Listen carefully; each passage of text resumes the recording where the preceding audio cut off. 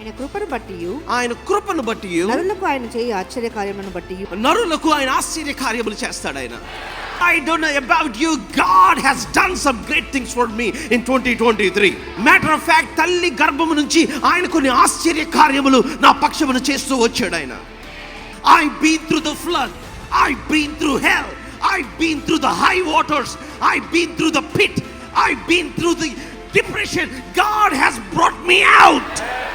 నేను అగ్ని గుండా వెళ్ళాను, జలముల గుండా వెళ్ళాను, ఉపద్రవముల గుండా వెళ్ళాను. The flood has come upon me, the enemy has come upon me, but my God, దేవుడు మన జీవితంలో నేను మిమ్మల్ని అడిగితే మీరు కూడా చెప్తారేమో, ఈ రోజున దేవుడు మీకు ఇచ్చిన లగ్జరీని చూసి మీ ఇంజురీని ఎవరు గుర్తుపట్టలేని విధంగా దేవుడు కార్యములు చేశాడు ఆయన.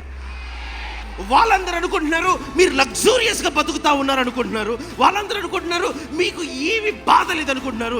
But God has healed your injuries in such a way when people look at you, they are thinking that you're enjoying luxury. The deep has called me.